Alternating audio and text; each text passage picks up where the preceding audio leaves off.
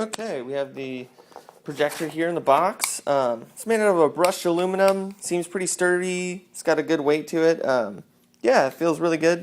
We have all the controls here on the back, so I'm going to set that down so I can kind of point to them. Refocus this. We have the VGA input, the audio visual input as well, or AV component type input, the headphone jack, the IR sensor, which is for the remote, which is actually right here. We also have the power button, the USB port, as well as a micro SD card, or not micro, but SD card reader, which is actually I'm really excited about. You know, I always have my media files seem to be getting bigger and bigger and bigger, and it's nice to have something that's just a little expandable and not too tied down with some internal memory or anything like that. And then we have the DC input. So yeah, that's pretty much it for the projector. It feels great. It's nice and tiny, really small. It fits in the palm of my hand. This would be great for travel presentations or video or whatever the heck you're doing and you need something to project while you're traveling.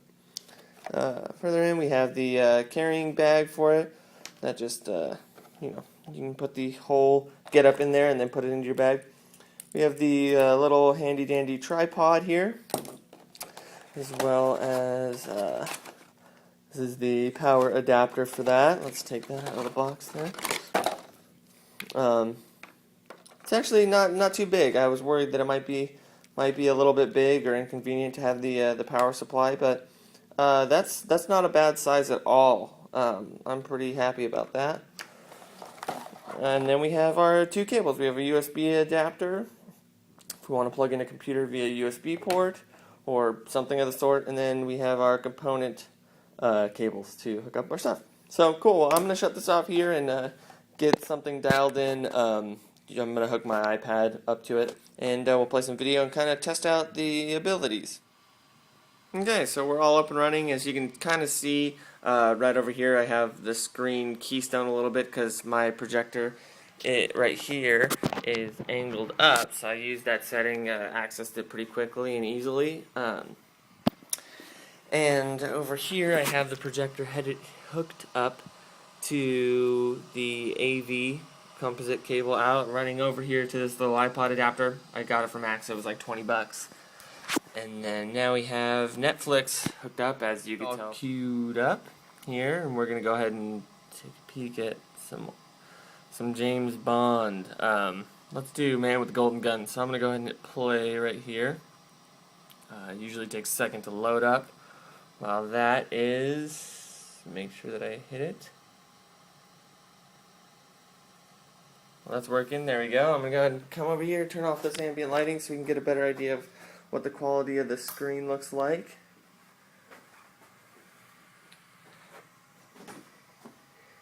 Here we go. It's looking pretty dang sharp. I mean, I'm filming this on an iPhone, so it might be a little grainy. That's mostly the camera. That's good.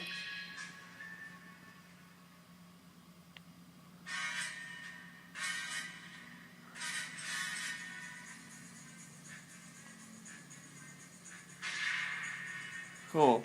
Now the whites on the camera from my iPhone seem to have a yellow tint on them. They're pretty crisp and white here in person. So, I mean, a recording of a projection never does it justice. But it looks pretty good here.